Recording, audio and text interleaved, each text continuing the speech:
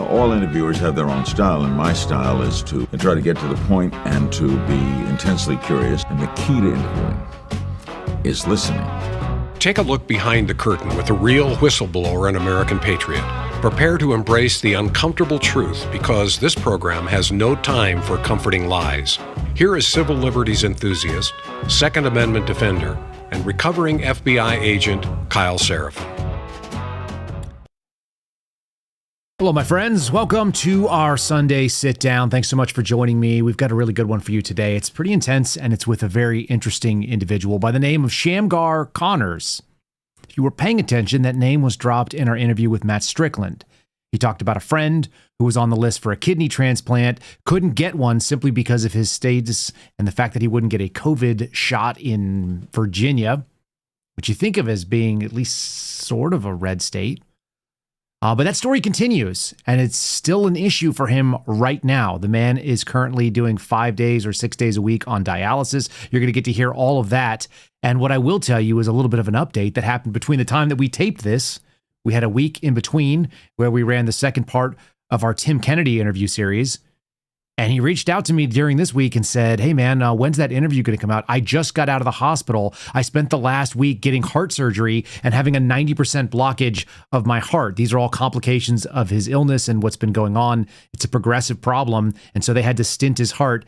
And he could just as likely have not been with us, but for the grace of God. So that's a really intense sort of thing to be having on. I realized I better get this darn thing out right away. We're going to present all of this with no commercial interruption. Other than this, we're going to go say thanks to the folks over at Patriot Protect who sponsor today's episode. And then it's going to be an unadulterated about 2 hours with Shamgar Connors. So let's get into that real quick. First, we're going to just say thanks again to the folks over at Patriot Protect. They're out there looking out for you. If you guys want to sign up for their annual subscription, use the promo code Kyle to save yourself 15%. Right now, there's just another leak. The one that they've told me about is 84 million passwords that were leaked related to an AT&T data breach. I'm actually seeing some stuff in the news saying as many as 16 billion logins for every single major carrier you can think of, from Apple to Google and so on, have been exposed, and potentially all of us are now out there and left wide open. If your data is circulating on the dark web, that's where scammers can shop for their next victims. We're not talking about old logins, we're talking about your current login. So it's probably time to change all those things up and make sure that somebody is not selling access to your name and your email address and all the data that they can use to either impersonate you or to scam you, pretending like they're coming from a real company.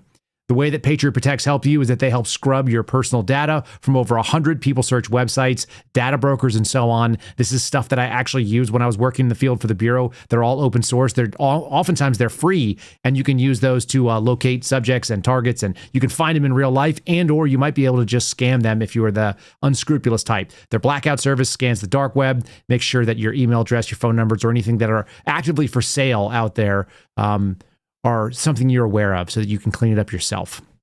But additionally, their seek and destroy protocol is constantly trying to scrub this stuff. This is a 24/7 thing, and it costs way less than you might think. It's less than $8 a month the last time I remember. We paid it, and I forgot about it. It was a simple deal. My wife and I are both using this. So don't be an easy target for criminals. Make sure you're doing something, if you're not using Patriot Protect, use something to make sure that you're a harder target and you have digital camouflage. Patriot-protect.com/Kyle. Again, patriot-protect.com/Kyle. Don't make yourself a victim. All right, this is going to be a nice long interview. I think you guys are going to really enjoy it, and so we'll get into it right now.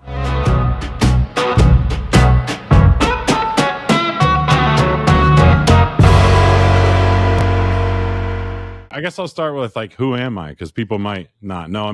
So my name really is Shamgar Connors. Probably the only one on the planet named that, I guess. So I'm the oldest of 9 kids. Where did that name? Hold on. Where did that name came from? I got to tell a story. Yeah, so it's got to be. Before I was born, my dad heard a sermon on Shamgar. Shamgar's from the Bible. He's mentioned once. It's Judges 3:31. Shamgar was a judge. He delivered Israel the freedom by slaying 600 Philistines. Right. Okay. That's Judges 3:31. So my dad heard this sermon on it, and he was one of the judges after Samson. So it's kind of a big deal. Yep. And so my dad. Now, that was back because I was born in 79. They didn't know if I was going to be a boy or girl. He made T-shirts. He's like, Shamgar in April. And he would wear it all the time, my mom told me. And so that was cool. And then, growing up, people would make fun of me. And then I knew the Bible really well since I was a kid. I mean, I was reading at 2.5 and I knew books of the Bible by heart, apparently. I probably could still remember now, but and then so people would tease me and call me Sham-Sham the Bible man, but oh well, I like that. So yeah, I'm gonna say as far as nicknames go, that's a pretty good one. right, that's like that. So it might have been a little bit more rough in the 80s, but like right. it's coming back. Like now it's pretty based. Yeah, now it's based, man. So it's all good. And so yes, the whole. So if anyone types in my name, you can see a few years ago I was on the news a lot. I'll give you the background before that. I was a middle school teacher for 14 years. Mm-hmm. And then my kidneys started to fail. It was right after I got a tetanus shot. My son was a little baby. He was sitting in my lap and he reached up and scratched my eyeball. I went to the hospital because it was like flapping a little bit. It was pretty gross. Mm-hmm. And with his nails. And then they're like, oh, you need a tetanus shot because he could have had something in his nails. And back then I had no idea. You're just like, we all just trusted our doctors. Yeah, do what they say. Cool, right? And so I got a tetanus shot. Right after that, my kidneys just started failing. And then my creatinine levels kept going up. And I'm asking the kidney doctors, what's going on? Oh, we don't know. This just happens to people. Well, I just went to a consult at Johns Hopkins for a transplant 2 weeks ago. And I told the doc, he's like, well, what brought on the kidney failure? They always ask you. And I said, yeah, I got a tetanus shot. And right after that. And then so finally, a doctor finally admitted, oh, yeah, well, some people can have autoimmune reactions to these vaccines. And that's probably why that happened to you. Because most people just blow it off, right? They say, oh, you could never have anything bad happen to you from any vaccine ever. Right? So it was nice to finally get confirmation from the head transplant person at Johns Hopkins about that. So anyway, the story goes, then I had to medically retire from teaching, which turned out to be a blessing, by the way. And I'll get to that because everyone knows how crazy schools are. And then I was on the kidney transplant list. And I'll just say chronologically what happened. So I'm on the kidney transplant list. I'm doing dialysis. At first, I was doing dialysis on my stomach. They call it peritoneal dialysis. They stick this hose in you, and then you're hooked up to a machine, and then it inflates you with basically, it was like 3 liters of fluid. So I'm sitting and my stomach's like extended, right? And then it sucks it in and it pushes it in. It's in for an hour and a half, and then it sucks it out. And when it sucks it out, like your body does like osmosis and it changes it and the pee's there. And then it's like you pee, it's sucking out the pee. Mm-hmm. And so I was doing that. And I saw in the news that Matt Strickland was going to court and that they were trying to shut him down unlawfully. And I thought it was a big giant scam. And it was insane. So me and I have a friend that was in the Army, Justin Nelson, really great guy. We went to his restaurant a lot, and I never met Matt at the time. But then I went to his court place, and we held up signs protesting for it. And little did I know, a few months later, I was gonna be on the phone with my the kidney people at UVA in Virginia here, right next to where I live. Mm-hmm. And so it was the whole COVID thing had just started. And they said, oh, are you going to get the COVID vaccine? And I was like, I don't need the COVID vaccine. I already had COVID. I'm good. I lived, despite, technically most people on dialysis are immunocompromised. Most people on dialysis don't look like you. Can we agree on that? I mean, listen, I used to drop people off at dialysis clinics, and I did that for a year where intermittently we pick them up or drop them off. They're almost all morbidly obese. Right. They're almost all a little bit elderly. Yeah, right. And they look like they're dying. And they all are dying. I've been in the dialysis center, and yeah, I mean, I'm in better shape than 99% of people in dialysis, but that's because I'm a psychopath and I work out like that's all I do all day. I work out. I'm really careful with my diet now, and especially, and I try to run on the elliptical like 2 hours a day. The light jog, and not like sprinting, but that's because I coach my son's soccer team and my daughter's soccer team, and I want to get out there and like go out there with them. When I was teaching, by the way, I coached basketball and soccer year round and the varsity high school soccer team. So I've always been active athletically, and I played in college. And what'd you play?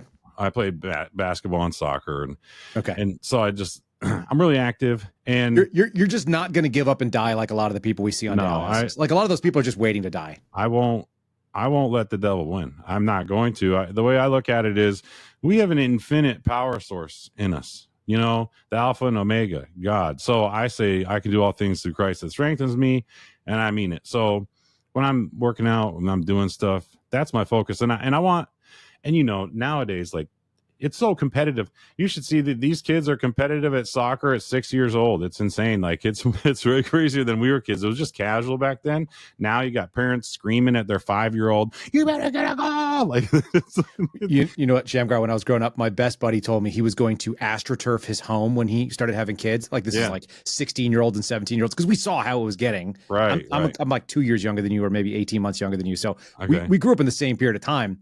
And we were seeing that it was already starting that in the 80s, certainly getting there in the 90s with all the club teams and whatnot. Right. He's like, I'm going to astroturf my house, no carpet, just fake grass. And I'm just going to put whatever sports balls all in all the rooms, and whatever my kid gravitates towards, that's what I'm going to push him into. And I was like, a good idea. Yeah, that actually didn't happen, of course. Like, he's like the softest, gentlest dad you've ever seen in your life.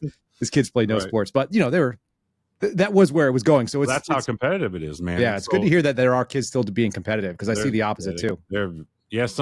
Unfortunately, some kids definitely are not. But I saw some kids that were taking selfies in the pool yesterday while I was trying to teach my son to swim, and I just went like, America might be lost. Oh, we might just have to give up. You got kids with long hair that are just taking pictures like this. Right. Some things you just can't help but shake your head. But that's right. And nowadays, since it's so competitive, I try to look the part. You know, if I was like 300 pounds and just sitting on the sideline screaming at kids, they're not going to care what I say. You could be in a rascal scooter and try and like race them. Right. They don't care about coaches like that. But when I get out there and play against the kids, and I'm playing against some of the kids on my son teams, you know, just for fun, and I'm not playing too hard, but these 10-year-olds are pretty good. It's wild. So I'm just trying to do everything I can. And it's all about showing an example to my kids. You have to fight for everything. You can't, like, I could easily, because it's hard to work out, man. Technically, my hemoglobin's like in the tank. It's like probably around 10-ish. So me working out is probably like someone else working out on Mount Everest. You know, when you go up elevation and you're really high, and then it's hard to breathe and your blood flow, that's how it feels for me every day. But I just push myself and do it just because I want to show my kids. I want them to remember I fought for them, and I did all this for them, and I set the example for them, and I want them to live by it. And I don't want to just pass this fight along to my kids, because, like I was telling you earlier, it's just going to get worse for them. It's either we fight now, or the fight they have 10 years from now is going to be insanely worse. 5 years from now. I want to connect something, because Matt Strickland was on our show just a couple days ago, right. And that obviously made us connect. And he said something really similar. He's like, if I see people rolling over on this fight, I know I'm just passing it on to my kids. Have you guys ever talked about that? Did you have that sentiment before you met? Was that like a common ground, or is that something you guys came to together?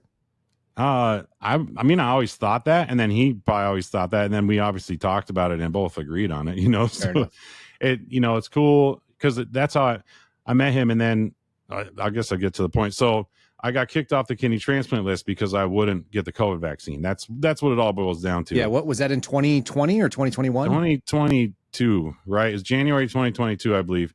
And I recorded the conversation with the doctor, and you could hear her in the doctor, and she was just like, it was like she was like, Neener, you're gonna die, huh? Like just heartless, evil, probably celebrating, because back then, you know, the doctors wanted you to trust the science, and if you dared question them, you were questioning God, and you should be put to death. That's really how they acted. That's the pedestal they thought on. So this lady's like, oh, you're not going to get the vaccine, then you're kicked off the list. You want me to just remove you? You just want to remove yourself? And I knew if I just removed myself, I'd let them win. So I was like, no, you can keep me on the list, or keep me on your program. I'm not going to remove myself from it. You're going to have to do that. And then, you know, my wife was also a nurse at the hospital, and she was a nurse on the COVID floor for an entire year before the vaccine came out. Remember, the nurses were heroes. That's right. We loved them. It was so amazing. So I came home and I told my wife, and she looked at me and she started bawling and crying. It was like I died right there, you know, and she was crying, you're gonna die, like sobbing. I'm like really sobbing. And then I just told her, I just paused and I was just calm. And I said, look, God's going to turn this around for good. God's not going to let this be the end of me or our story. And it's not going to go that way. And I was right. You know, God's provided for us, because, you know, I never would have met you. I never would have met Matt. I never would have met I've met a lot of really amazing people, man. Like a lot of amazing patriots and people. They really appreciate what I did, and that's really I'm really grateful for that. But I met how a lot many of people in that group of people, and it's kind of like our tribe, if that Right. makes sense, right? Like our tribe it's diverse. We never have to meet each other, and we all tend to have the same thoughts. How Right. many of them have a Christian faith that they share? A large majority, for sure. Sure. Yep. And I think that's a big component of it, man. It's spiritual discernment. I can easily tell when someone has a lot of spiritual discernment that that they know what's going on. That's the majority of the time. Sure, there's a few outliers, but the majority of the time it's about spiritual discernment, man. And I'm sure you understand that. Like, it's just that's where it comes from. And so I'm proud to say that a lot of people have Christian faith. I'm proud to have all those friends that are Christians, really strong Christians. And that's Do you think nice. there's a percentage of the people that don't have a Christian faith that are just prematurely enlightened and they're going to get there too? I pray for that for them. And I Sure. think some of these people, even though they might not say that they're Christians now, I think a lot of them had a Christian upbringing or some kind of Christian morals. The Bible says raise kids up in the way that they will go and it'll stick with them. So I think, just proves the Bible right again. And you raise kids up with biblical morals, it's going to stick with them. So there's that. And then, I get back to, so my wife's crying. I said, look, I'm going to be fine. And then, so she was really upset. And then I looked online at my records and I documented, I was on the news about this too, because I was on the front page of Fox News about this at one point. And I looked at my records, and in the records, I read what the doctor wrote. She said I was so insane for not getting the safe and effective vaccine that they were going to refer me to a psychological evaluation to permanently remove me from the program because I was too crazy to, let me paraphrase, waste a kidney on me. I can send you this, man. That's outstanding, though. I mean, what a great write-up to have on there. You know what's interesting? And I rarely like to kind of point back at some of these other stories where there's similarity, but the guys that I saw that were in the federal government were being questioned the same way. Like, you must have some sort of mental disorder. Yeah. There must be something wrong with you that you're willing to choose the principles. And this is what you're talking about. And in your case, it's not even principle. This is probably medical necessity. Is that, did you have doctors that you're right, because even the vaccine insert said if you have kidney problems, don't get the vax. But right. And did you have any doctors that were on your side that said, hey, look, you had a problem with the previous vaccine and now you have a kidney problem? I couldn't get them back then to admit it because they still don't want to admit that the tetanus shots cause anything. But I did have some people send me some studies that showed that people that did get the COVID vaccine were rejecting their organs at a higher rate for transplants. Who would have thought? Maybe you could trust that science, huh? That would seem. I could trust the actual science of people actually rejecting their organs. So that's crazy stuff, right? Yeah, so this universal buy-in, it's always blown my mind. But the idea that they go, the problem is you, that seems to be very, very common. Yeah. But it's because they've been weaponizing against people that they say alpha males especially. They've been trying to toxic masculinity, and anytime you have any kind of strong anything for standing up for yourself, you must be a psychopath, you must be a lunatic, because their whole goal was to beat everyone down so much that nobody would be willing to fight against their agenda. That was really the point, and so Shamgar, some people are listening to this and they're not going to be able to see the interview, or they won't. Right. And since you brought up toxic masculinity, it's a good little moment to do this. Will you describe yourself from like the top of your hair down to at least what we can see on the screen, so people get an idea? Like will you give a visual description of how you present it out here? I got like kind of a mohawk thing going. Yeah, I haven't lost my hair yet, so see, I'm gonna keep showing it off while I can. And I'm 46 years old. I try not to look it, and I'm 6 foot tall, probably like 220, 225, and there you go. You're pretty jacked. You're a jacked guy, but you're not just jacked. You're also wearing like a superhero. I'm wearing the Vegeta shirt. So here's the deal, man. Finally, someone brings us up. I'll do it. Yeah. So if anyone's ever watched Dragon Ball Z, there's a character named Vegeta, right? And he's always like fighting, and it's just it's funny. Me and my family, we go to Comic-Cons a lot. I've been going for a real long time, probably like since before 2010. And I'll get to that because that's important too later. But okay. I'm wearing this shirt that's the Vegeta superhero shirt. Matt Strickland got mad at me because I went to he interviewed me, and I wore like a dress shirt. He's like, "Where's the Vegeta shirt, man?" So I just texted him before I went on the interview with you, and I said, "Look, I'm going to go on Kyle's interview in a little bit, and I'm wearing the Vegeta shirt." And he said, "Hell yeah," because he wanted me to wear it. So I figure if liberals can wear crazy random stuff all the time and have all the fun, why can't I wear an anime t-shirt and have fun? Plus, let's see if you see that. I can show you. This is where my dialysis port is, right? Outstanding. So there it is. It goes Good. up in my chest, in my heart. So I like these shirts because it like holds this thing so it doesn't like flap around when I'm walking. Yeah. So it's like a compression shirt. Right. It's like a compression shirt, and it's holding these. I have it, just so you all know, if you're not watching this, it's a dialysis port that hangs out of my neck, which is where I hook up to the dialysis machine for hemodialysis, which is what I do now. Yeah. So, Let me just recap that real quick.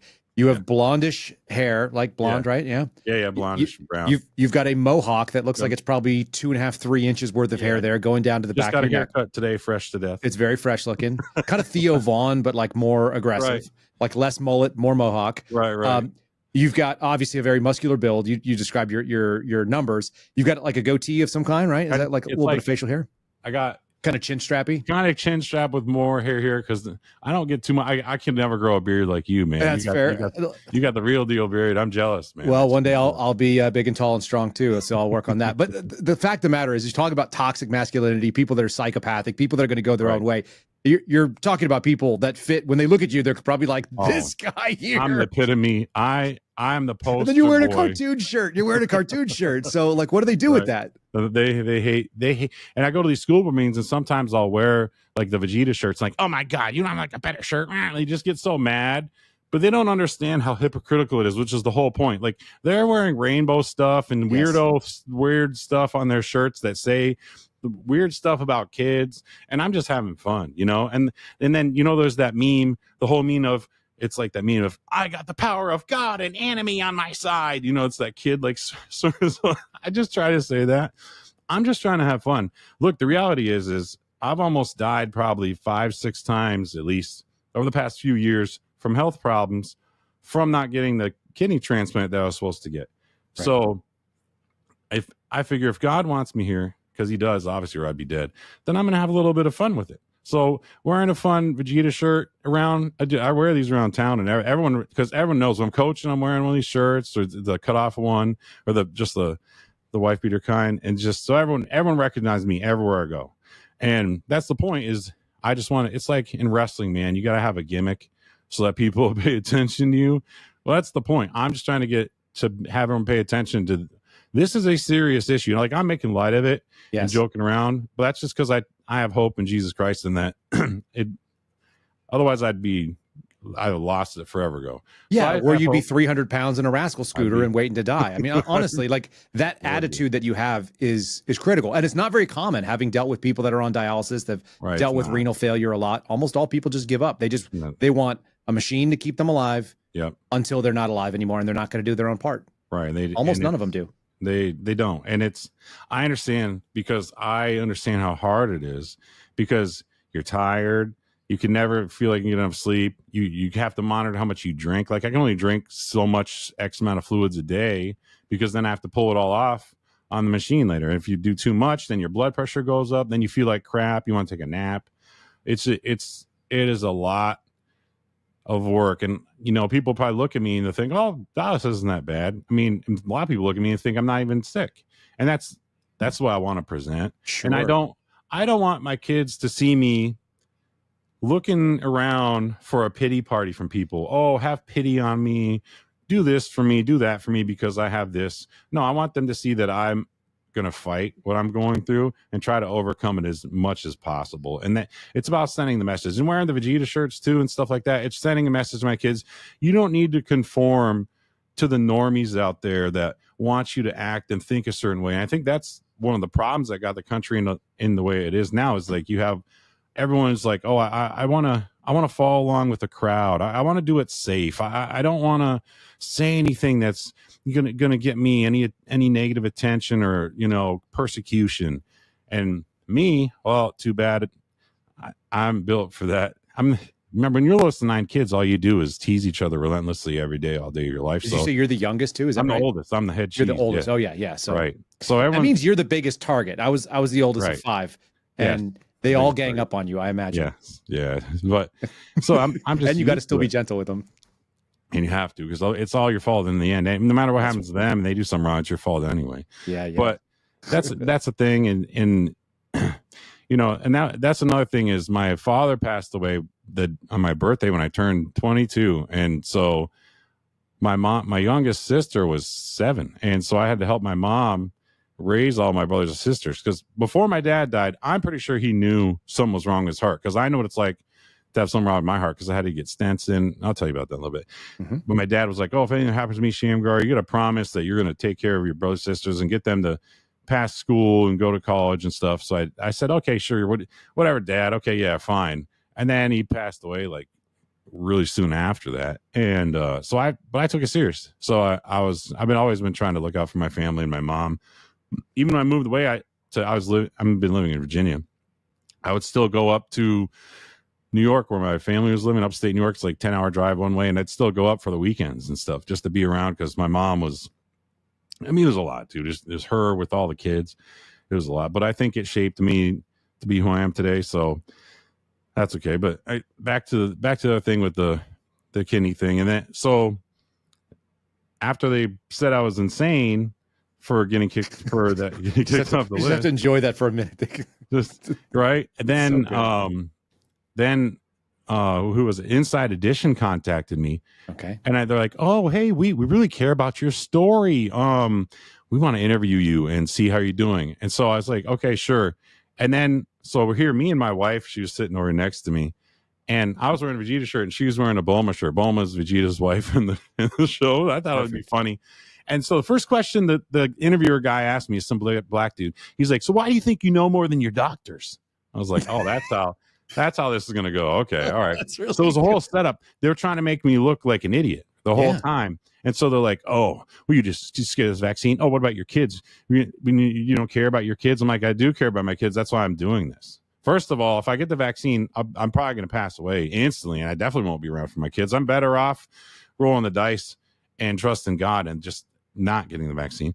But so and then I was like, well, there are some studies out, and I named them about I was like, maybe the doctors don't know about these studies about organs getting rejected after the COVID vaccine. And then they didn't put that in the news story, by the way. Well, that's not part of the thing that they're trying to put together. They left that out. So they tried to say a lot of stuff, but I did get to say one thing, I think, and it was just like, if you don't fight this, basically, if you don't fight this fight today, then your kids are going to have to fight it. I said that 3 years ago in the interview with them. They tried to make me look really bad, but too bad. It got millions of views, and I got to get the point across. So a lot of people saw that.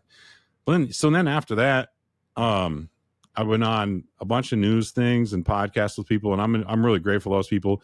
And then Dan Ball had me on his show on OANN quite a few times, actually. He's an awesome guy. So shout out to him and his wife Peyton. She's great. I actually met them in DC. There was one time they were really cool. And then then more crap happened. You can't believe it. So my wife, after she was a nurse on the COVID floor for a year, they said mandatory vaccine time, guys, or you get fired. Right. So we submitted a religious exemption. Well, guess what? They responded to her religious exemption, and they said, this looks like it was copied from online. Therefore, it's not a sincerely held personal belief. So we're rejecting your religious exemption. That was their excuse. We wrote it, by the way. We wrote it. And so then she's like, all right, fire me, whatever. And then what hospital system was that, if you don't mind saying? Mary Washington Hospital here in Fredericksburg, Virginia. I'm familiar with them. Yep. Right. And they're never held accountable either, by the way. Of course. So then 2 days before they're going to fire her, it was like a giant game of chicken. They sent an email because they've rejected everyone's religious exemption. Shocker. Except for a couple Muslims, by the way. That was okay. If you're a Muslim and you're in Islam, then it was okay. Right. No agenda there, by the way.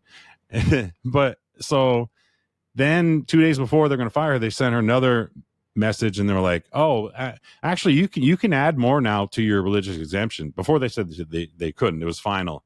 So we wrote a really long one, quoted how they make the vaccines, all the fetal cells they use to test and to make these things, and how it goes against the Bible.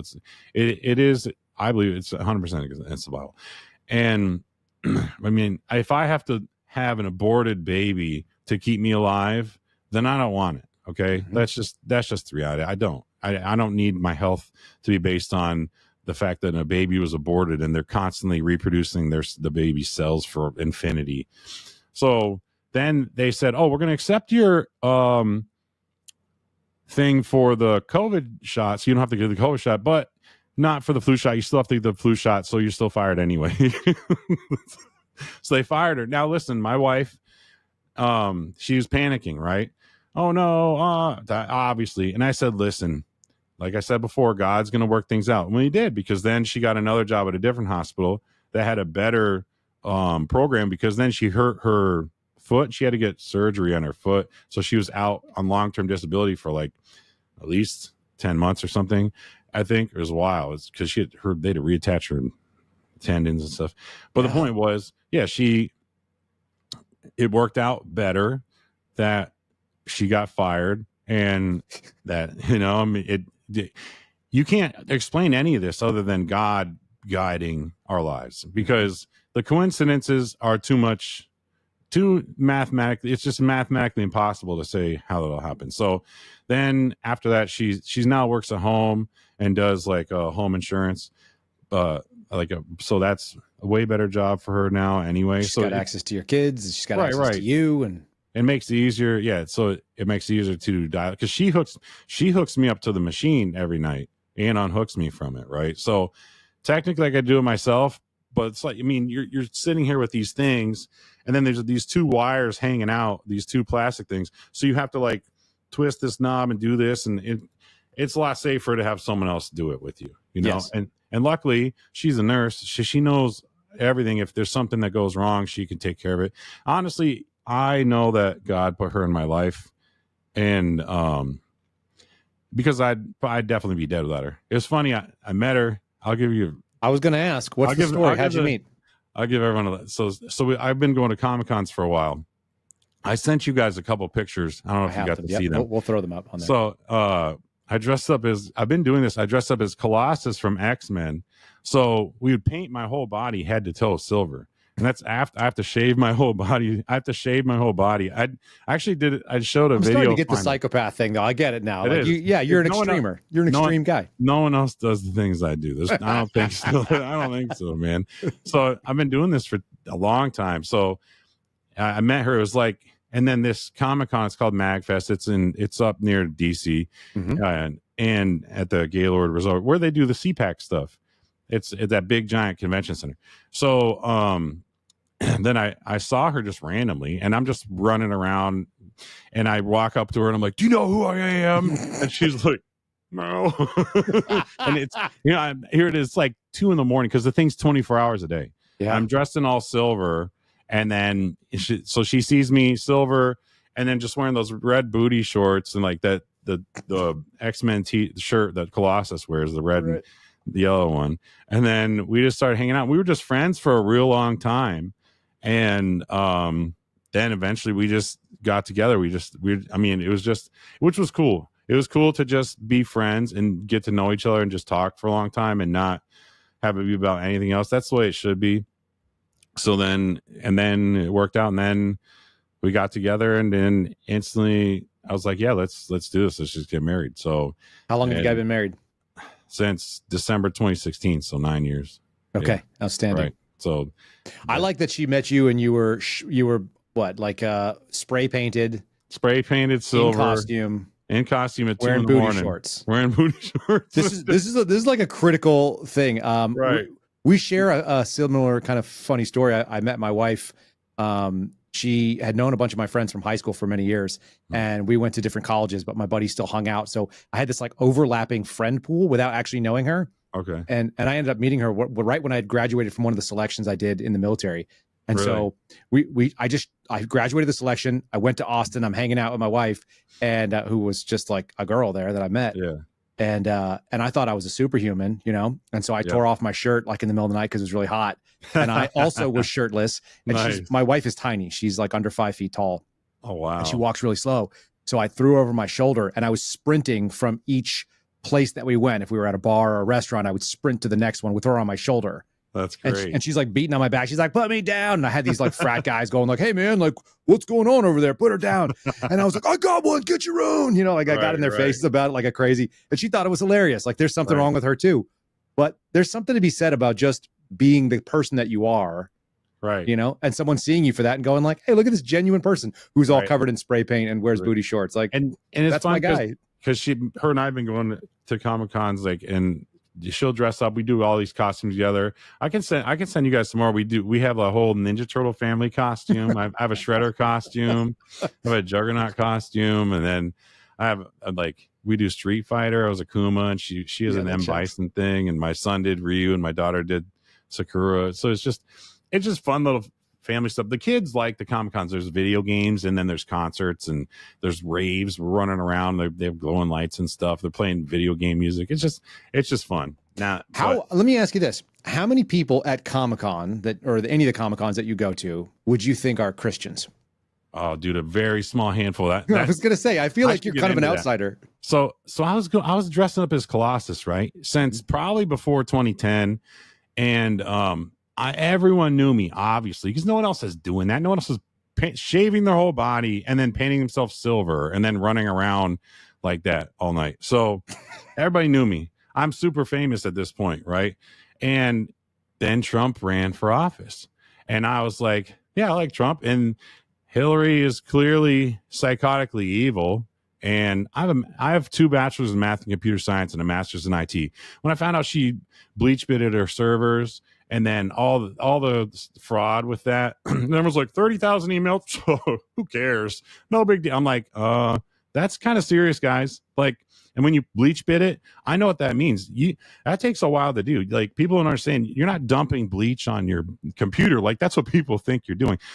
You're running a program that is writing random ones and zeros to every single space on the hard drive, and then doing it over and over again, multiple passes, because technically there are programs out there that can undelete your data unless you write over and over on the thing, because it can detect magnetic changes, right? Mm-hmm. So you're talking hours and days worth, because those servers, so there's multiple hard drives, and there's probably tons of emails, tons of data. Like that's a pretty big project. And it was the server in the bathroom of their house or something. Right. So you're talking, that's major fraud. And then the WikiLeaks files came out, and you read these emails, and they're talking about pizza and pasta sauce and all this weird stuff. Like, who eats pizza like that and says, oh, I found a map on a handkerchief and all this weird crap? And then the $65,000 of hot dogs flown in for Obama's party and stuff like that. I was like, okay, this is psychotic. Like, you can't read all this stuff and not think there's something weird going on. But so back, you don't even have to say what that weird thing is. To just go, this is not what people write emails about. This is strange. Oh yeah, that's the pizza that's walking around for you. Like, we're having a hot tub party with an 11, 8, and 6-year-old for your entertainment. What? Like, I'm laughing because it's psychotic. It's like, you read that and someone says, yeah, the entertainment is a bunch of little kids in a hot tub. Okay, what? Okay, that made me sick. So anyway, so I'm adamant talking about this. I'm posting about it all the time. Well, wouldn't you know it, that the whole Comic-Con community goes insane and decides to hate me, and I'm the number one enemy of all humankind by their metrics anyway. I would assume so. So all these people that I was friends with, and you're talking about thousands of people, okay? Because the one Comic-Con MagFest I go to has like 20 to 25,000 people who go to it for the weekend. So I know, and it becomes community, I imagine, right? Community. I know all these people. I would invite them to my house. We're hanging out. For a lot of people, I'm going to their houses like during the year. Yeah. And now they all hate my guts. They won't even talk to me. They won't even ask me, "Hey, Shamgar, why you think the way you do?" No, they're programmed to hate my guts and think I'm a Nazi and I'm evil and all this other stuff. And none of it's true. It's just they're programming, that they're listening to their programming. And so when you know it, then they're arguing with me, and then there's a group of them that made a group is like Con Creeper Tip Line, where you're supposed to like give tips about people that were creeps hitting on girls and being like weirdos, which happens obviously. And not me. I'm married and my wife's hot. So, and you saw pictures of my wife.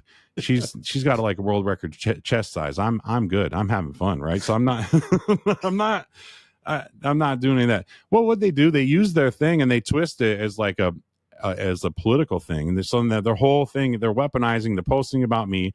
You know, they always say you can cosplay in any size. Just so everyone knows, my wife is really thick, but I love it. I think she's gorgeous. But now they're making fun of her. They're calling her a pig. They're photoshopping her face on cows and pigs and stuff, and just psychotic stuff. Well, it gets to the point where they're talking about Russian collusion. Ooh, the Russian collusion hoax. Oh no! And I read all the actual court reports and everything. So I'm telling these people, there's no Russian collusion here, guys. This is nonsense. Well, 800 comments later, like these people, they swamped my house. And this was back in like 2016. They called the police. They said I was going to end me and my son's life over an argument about Trump because I was so upset about the argument. First of all, I won the argument, so I wasn't even upset about it. And second of all, like, if you've seen all these comments, I'm staying calm because I know what these people are doing. They're narcissistic freaks, and then they want to bait you. They want to say horrible things to you, and you say one thing back to them, nasty, and then, oh, you're the evil villain monster. They're saying I should be sterilized. I should have my kids taken from me, blah, blah, blah. You know, just the most evil stuff. Yeah. Most evil stuff you can imagine. But that's okay because, you know, I'm supposedly a Nazi, and, you know, they dehumanize me. Well, the police come to my house and they're like, oh, we need to talk to you. And I'm like, look, I didn't say any of this stuff. They're like, well, we're going to go check. I said, good. Then let me know. And I said, well, I want to know, like, does this happen a lot? Like, is this like, do people get triggered over Trump and then they call the cops and try to ruin some life? They're like, oh yeah, that happens all the time. This is back in like 2016, no, it's maybe 2017 or maybe 2018. Yeah. But these people were lunatics. And then COVID happened, and then you couldn't go anymore without a vaccine and wearing a mask. So I wasn't going. I'm not going to get a vaccine. Just like, you know, some people got vaccines to go to an NFL game. Crazy. Right. But we've been going now. And what's funny is this past January, now remember, I've been going for a while. Everyone that knew me for the past 2 years, 2 or 3 years, they would kind of still avoid me a little bit. But This year, people ran up to me, people that hadn't talked to me in years, by the way, and they're like, Shamgar, hey, you see Trump won? Yeah, we're winning, man. We're winning. And I was like, you haven't talked to me in years, dude. But now it's okay to talk to me. Like, because these people still post about me and talk about me to the day. They still hate my guts, a lot of them, because they're so triggered. What do you think changed the minds of those that are willing to speak to you now? What is different? I think liberals are weak deep down. They're just weak people, weak-minded, and they only go with what they think is popular or the majority, right? So now they know Trump won the majority vote. So now, I can, it's safe for me to say I like Trump now. Before it wasn't. Before I'd get ostracized, people want to ruin my life, blah, blah, blah. Now I'm part of the majority, which is why liberals do what they do. They're always in a mob, you know, and they're always in this mob mentality. But as soon as you let them know and you prove to them and you show them you're not the majority, your ideas are not popular, no one cares about what you're doing or saying, then they shut up. So now you have all these people coming up to me. They're talking about Trump with me. They purposely would avoid that. I remember some of my friends were like, why do you post about Trump? Why do you post this and do that? I said, because it's the right thing to do. Like, to tell people the truth when they're posting all these lies nonstop and they're just saying just the most foolish, ignorant things ever. Oh, I read this on CNN. And it's true now, and it's clearly not. How can you not be so offended by these people when they're saying stuff that's wrong and then just watch them run with it? What do you make of some of these things that come out? You've seen Karine Jean-Pierre recently come out and start saying, like, I'm going to be an independent and I'm going to do a tell-all about the White House. We saw Jake Tapper do his thing and try to get coverage of how nobody knew and it wasn't their fault. What does that make you think, sitting there? Jake Jake Tapper was on the WikiLeaks pages as one of the reporters that was owned by Hillary Clinton, right? I think he was in the list of all those people. There's a list of all the people on WikiLeaks of people that are getting paid to basically push whatever Hillary wanted, just like Stephen Colbert, remember, and all their stuff.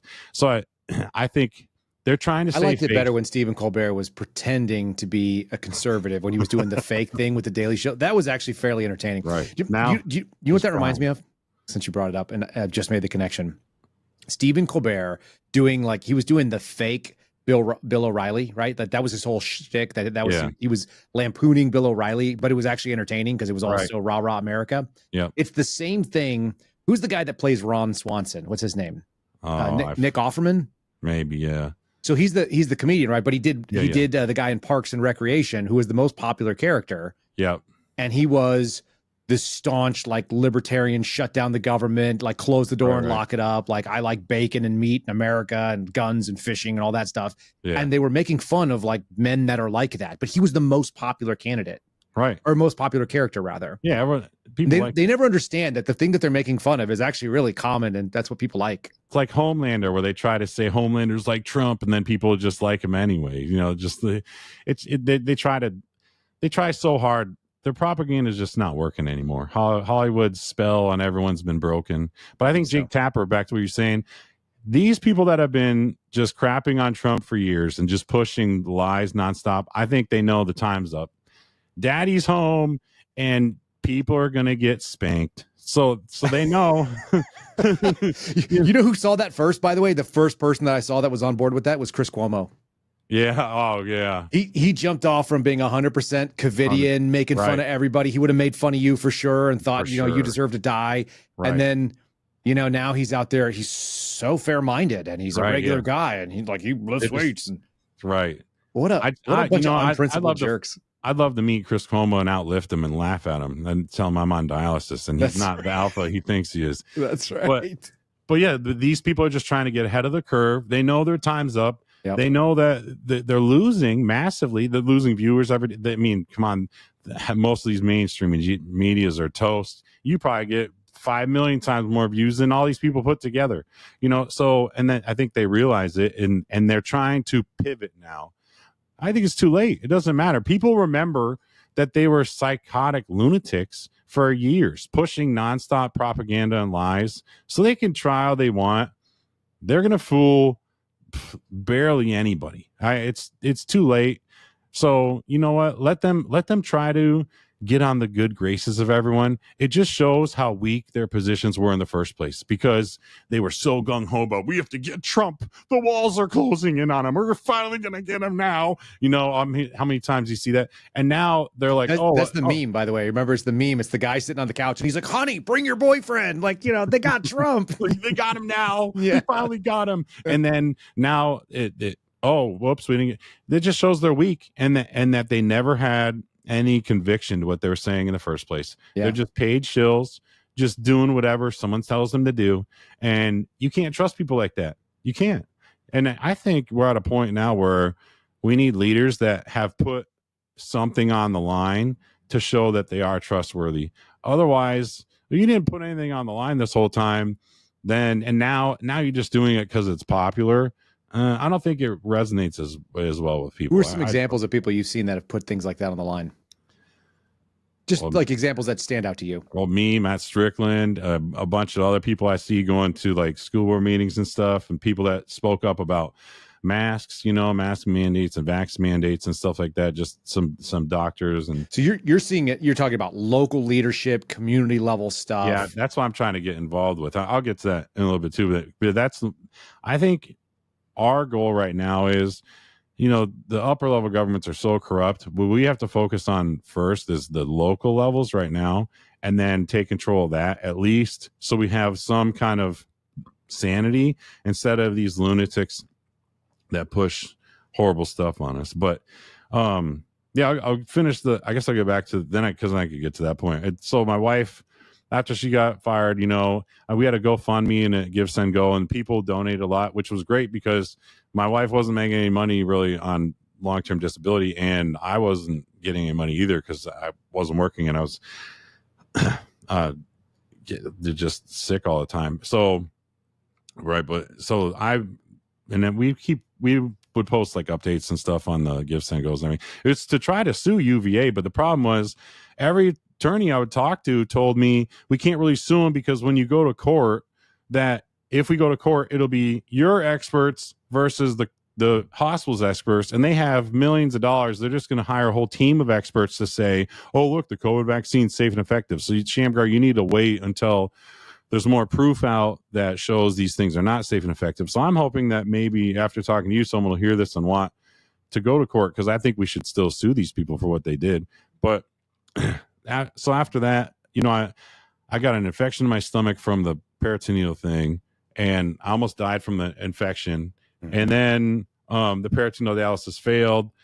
I had a heart attack, and then they put stents in my heart, and then half my heart was blocked for a whole entire year. It was getting like no blood flow at all, maybe residual. Mm-hmm. And I went to the doctor, and then they're like, oh, we're going to try this experimental thing to try to open it up, but it's not a good plan. And I said, listen, man, he said, there's maybe 50% chance it works.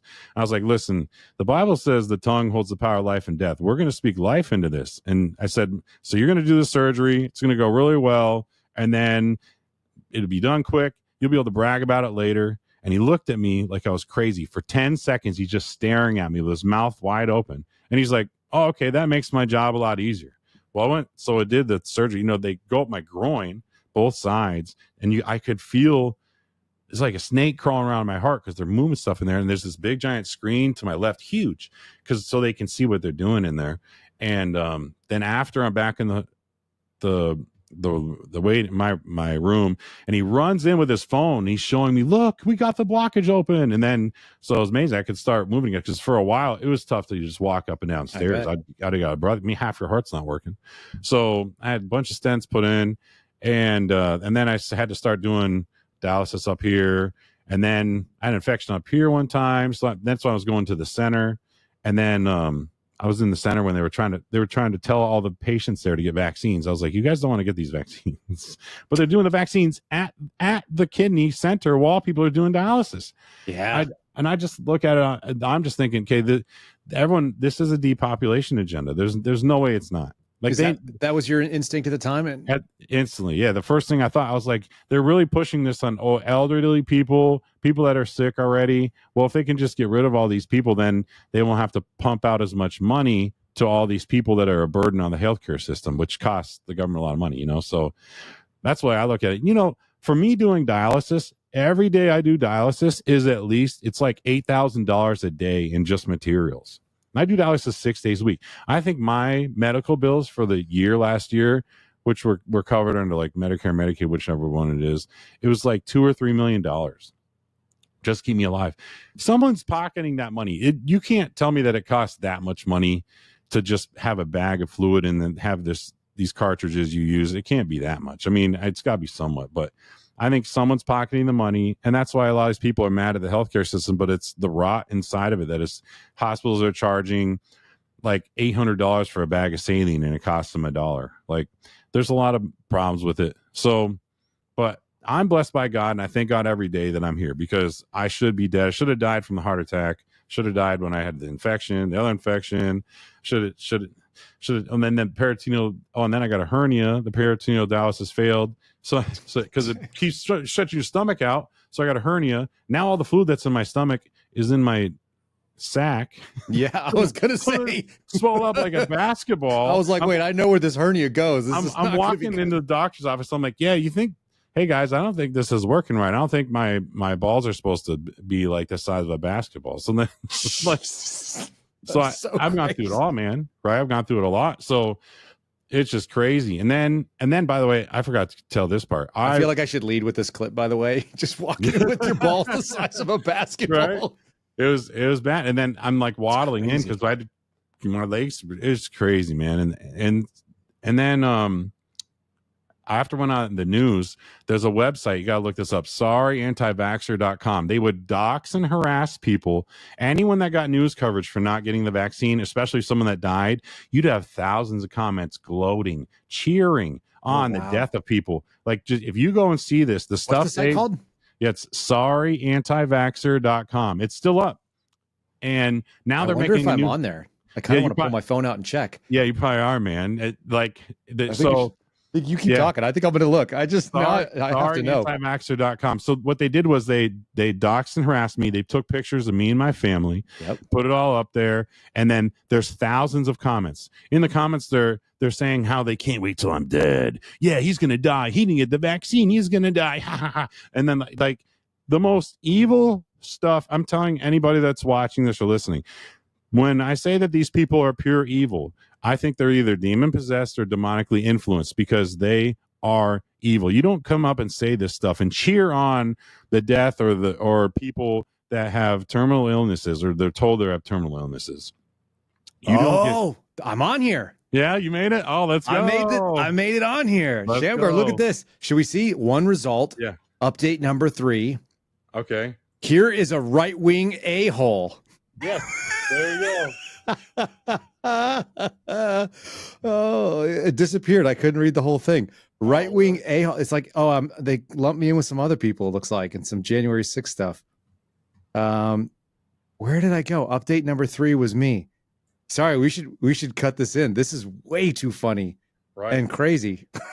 I'm going to look yours up in a second here now that I'm here. I think it was update number 3. Right-wing a-hole FBI agent was what it says. Something to that effect. What a bunch of lousy, awful people. And this was daily. So then these people would constantly harass me, right? And they still, by the way, they still do to the day, every day. On Facebook, there's like a Facebook group called Spotsy Talk, and they've overtaken it because it's like where I go to school roomings. Sure. And they're on there constantly talking about me and making fun of my wife and photoshopping her as AI, as a cow and stuff. And these are all the same people that were haters that were from the Comic-Con stuff. Yeah, that there actually are. There is an overlap, because these people. I went from famous to infamous. Kind of, I'm sure you deal with the same thing, but they don't understand. Like when they're flipping out and like saying stuff about me, I'm just laughing at it, because I know it's just they're not going to bother me. Whatever, dude. I'm happily married to a hot wife and I have amazing children.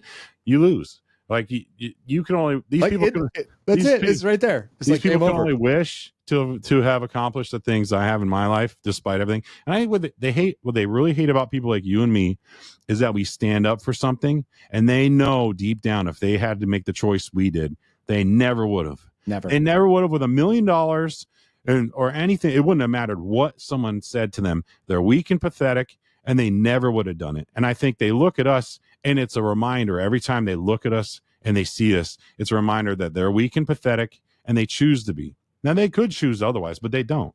And so I think that they're disgusted with themselves deep down, and the way they try to deal with that disgust is they have to sit there and threaten us and say nasty things. But that's pure projection then. Pure projection. And the other thing is, none of those people are ever going to come say that stuff to your face at this point. Way. Not one of them. So they ran a Discord, the Comic-Con community, for this thing, and they would follow me and my wife and kids around and take pictures of us and try to notify everyone where we were. Look at Shamgar. Yeah, look what he's doing. And you just feed on their hatred too. It's funny. What would they do? They would never come to my face. They'd be like, "Oh, what if he actually accidentally gets pushed down some stairs and breaks his neck?" Right? And then I'd see this stuff, and I'd be like, "You guys are never going to do anything. You actually are not going to do anything." I'll tell you the real kicker for this story. The group that was out to get me so much, the Con Creeper line, they changed their name to Project Aegis and Project Sauron, the all-seeing eye, Project Sauron. Super nerdy stuff, right? There, man. Super nerdy stuff. But they made a website about me, and they had a link to it about persons of interest, Shamgar Connors. And so the funny part was there was this guy named Al Pistinelli. Al Pistinelli, I found out from one of my friends, had been stalking a girl since she was like 12 years old and trying to like diddle her and like call her up, and she had the police records. So she tried contacting some people, no one believed her. So I contacted her and asked her what was going on. She told me, and then she called the police about it.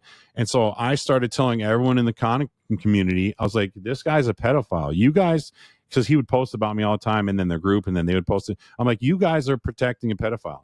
You say, and so I submitted all the evidence because they say, give us their tips on creeps in the con community. So I set them up. I was like, so the main guy was Richard Mochi. I gave him all the details, all the screenshots, all the information, right? And I said, listen, man, your whole purpose of this community that you created is to stop creepers. Well, there's one in your own group. He's a literal pedophile. Here's the proof. Here's the police records. Here's everything. And I'm like, you should kick him out of your group and make an example of him. And I said, that's the right thing to do. I said, let me just put my differences aside with you for a little bit, even though he'd been smack talking me and my wife and kids and saying horrible stuff for years at this point. Yeah. And so what did he do? He's like, if I do something about it, I'll do what I want. And he blocked me. Well, people in his Discord came and told me later that he told the whole group, yeah, Shamgar submitted a bunch of information to me, but Al Pistinelli does too much good opposition research on Shamgar and lets us know too much of what he's doing and going on that I'm just going to ignore everything he said. Well, guess what? Wouldn't you know it? A couple months later, Al Pistinelli is arrested in an FBI undercover sting for trying to meet a 13-year-old or 11-year-old girl or something for sex. And he brought a video camera, Viagra, condoms, toys, sex lube, and all that stuff. And he's in prison now. So, of course, I had to do my duty and rub it in their faces that they were all protecting a pedophile, because, and I said, you guys are now going to be known forever as pedophile protectors. You chose to politically hunt somebody over going after someone that is a pedophile with proof.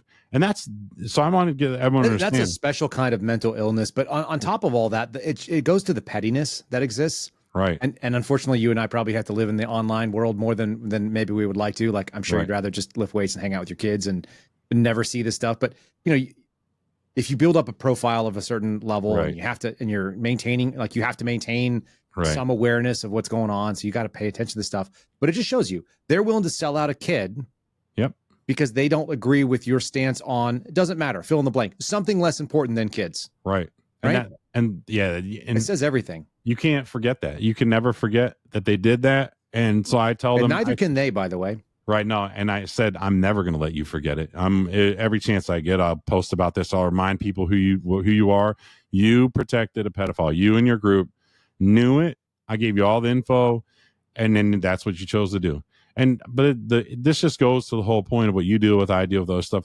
You say you like Trump. They'd rather ruin your life for liking Trump than going after a legit pedophile that is actually trying to abuse a child.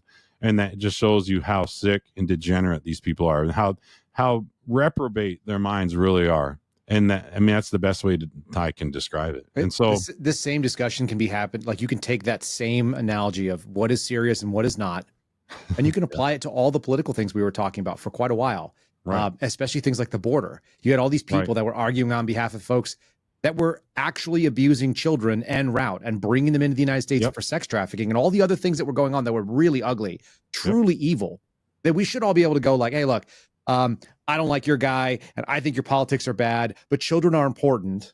Right. And they shouldn't come into America and then be in sex slavery. Like, that seems like a pretty easy thing to get most people to get behind, and you couldn't get it. But the thing is, these people have lost the plot, man. And now I think a large part of these people want to groom kids. And I think that they purposely attempt to aim for the children to groom them into their messed up lifestyles. And that's a big part of the problem of why why they don't want to protect the kids like they should. And then to them, it's all about, oh, I hate your guy, I have to do this and that, like you said, but they're not looking at the bigger picture. I mean, you have kids, the majority of kids that come across the border aren't even with a parent or a family. The majority of them are getting sex trafficked or killed for their organs, to have their organs sold off. Like, the amount of stuff is sick. Right where I live in Woodbridge, last month they caught one of the leaders of MS-13.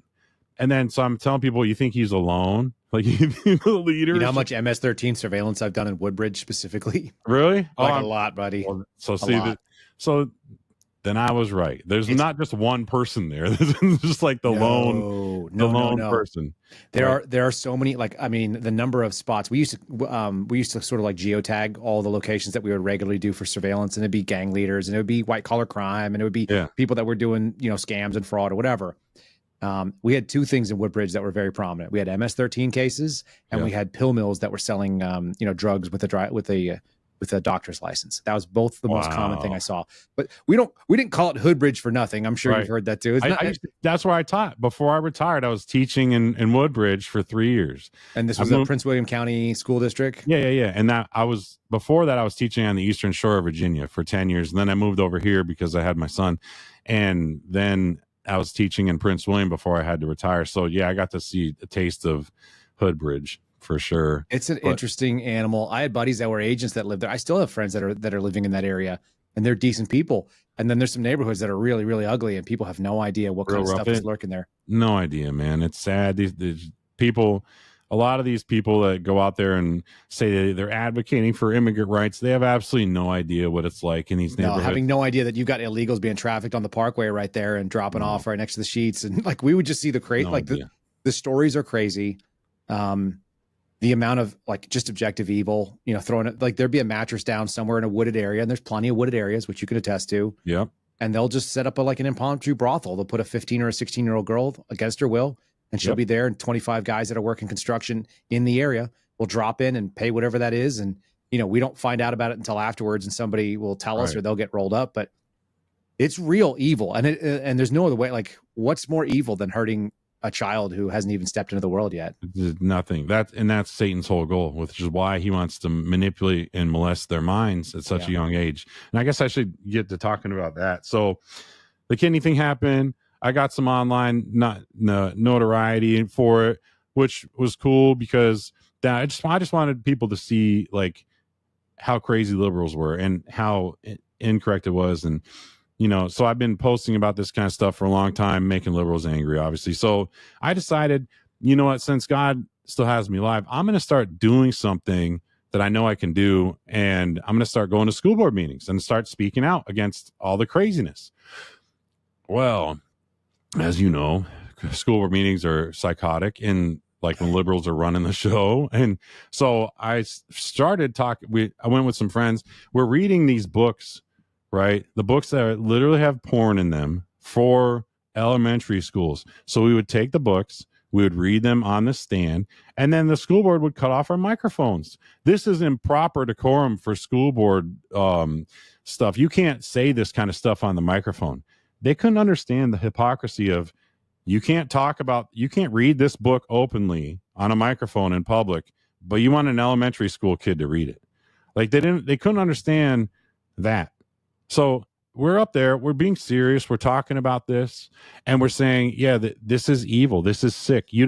Little kids don't need to read about bestiality. Or there was one book where a teacher was raping a child, and it was in it was very detailed, graphic, like the teacher grabbed the underage kid off the desk and then there's like, and then I held up pictures because there was pictures of porn magazines in this one book I was reading from. And so I'm like, you liberals keep saying that we're making this up, that it's all a lie, it's a conspiracy theory, but who wants to see this? Just hit me up. I will show you this right after the thing. No one wanted to see it, obviously. So they just kept ignoring it. So I decided, I was like, and I saw Alex Stein. I'm sure you've seen what he does I know Alex. So I saw that, and I've talked to Alex a few times ever since back before he even got famous. And so I was like, you know what? That's kind of my sense of humor. I'm going to start dressing up as a liberal and mocking these people to their faces and drive them insane. Well, mission accomplished. I've drove these people wacko. So I started going to the meetings, and I would start dressing up, and I would put on different performances, like put up like different skits and stuff, like just random stuff that would be funny. And one time I wore a purple wig, and then I said, so I live in Stafford, but I was going, this is in the Spotsylvania school. So it's like 20 minutes from me. So I went up there, and then this was right after they said kids can identify as whatever they want in the schools. Nobody can do anything about it. Same with teachers. Yep. So I got up to the podium and I said, "Hey everybody, my name is Shamgar Connors, and I identify as a Spotsylvania resident." No, he can't do that. They're screaming in there. So for 10 minutes, they have the lawyer and all the people in the school board arguing about if I can identify as a Spotsylvania resident or not. Well, wouldn't you know it, the end result was, no, Mr. Connors, you have to give your legal residence. I said, hold on, bigots. Like, you can't respect my identity, right? So I'm just showing I'm just showing the hypocrisy, right? And I'm wearing a purple wig. And then another one I went as the masked fairy. I had my daughter's fairy wings on, and I had a wand with masks all on it. And I'm saying, hand out. And then I was the pimp of pride a long time ago. And then it all started because one of their school board members, this lady on the board, her name's Nicole Cole, black lady. The Uvalde shooting thing happened, and then she made a post about it saying it was white nationalist problem and that GOP is grooming mass shooters, and that's what they're doing in America. And so I went and spoke, and I'm like, yeah, all these white supreme pizzas out there, oh my God, they're everywhere. They're in my earwax, they're under the bed, and I just can't get rid of them. It's like, has anyone ever encountered one of these white supremacists in like real life? Like all these news shows keep on saying the white supremacy is the Biden even said it, the number one problem in all of America. Well, where are they at, dude?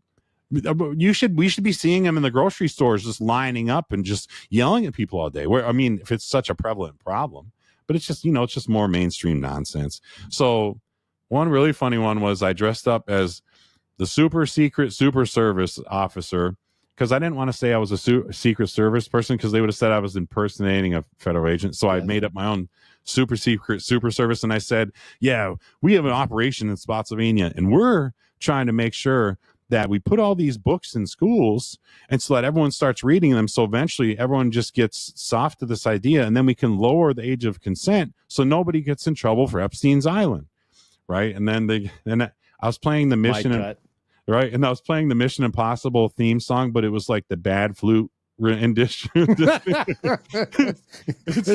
There is something wrong with you, but it's my sense of humor too. I love it. Wait till you watch it, dude. And then there was another one. There was a swim coach that was like texting like the girl on the team and making it we were uncomfortable. It's like 3-4 in the morning. The parents are mad about it. And then the principal was a black conservative, and then he talked to the swim coach and like said he was on suspended. Well, the school board was majority liberals, so this was their chance to finally get rid of him. So then they fired the black principal. So then I went there as a trans swimmer, and then I was dressed up in that's an Einstein move. And I had the women's swimsuit, and I had rainbow floaties and a pride cap, and I had a pink like snorkel, so like attached to my head. And then I went another time. So I went as a furry, because they said that furries aren't happening in schools. Well, they are all across the country. And then so parents see me doing all this stuff, so they're them. And then there's two like school board members that are conservative, and they've told me some of the things they're going. So I went as a furry, and I'm dressed up as the cat, and I painted my nose with like the grease pen, and I had whiskers on. And then they cut my mic off and kicked me out. Like, we don't have furries in our schools. Well, after that, everyone's posting about how there's furries everywhere, right? Because these kids, they're barking, meowing, and clawing, and walking around on all fours during class time. And the teachers can't do anything about it because you have to respect their identity, or that you can get fired. Like, it's just insane. And people think I'm crazy and making this up. No, it's really actually happening. I'm not lying. There's pictures, like you can see this stuff. And then I went a couple times, seriously, where I live in Stafford. I was trying to get along with the people in Stafford here without having to put on performances. I thought maybe I'll try. They don't care. They just don't. I brought up how, and this one is on Twitter, and it's got 40,000 views already, where I was talking about how they fund the schools. And I brought up how it's funded on discipline, and also based on the race of who you're disciplining. So in Prince William, when I was teaching there, I brought up how after school we had a mandatory meeting, and they told us, hey, you're writing up too many black kids and Mexicans and Hispanics, so you need to stop. And if you give us any write-ups, we're throwing them out. You need to handle this in your room, or we're going to lose funding. So I brought this up, and at Stafford, I said, I live this. I went to, there was a meeting after school that talked about, you have to stop writing up kids or we're going to lose funding. So I say this, and the assistant superintendent sets up a meeting with me, and he wants to talk. He's like, oh, that's not true. Well, just last month, Trump passed an executive order saying restoring common sense practices for discipline in schools. And in there, they have the thing that showed Obama passed in like 2014, 2015, saying that there was going to be a threat of losing funding based on the write-ups.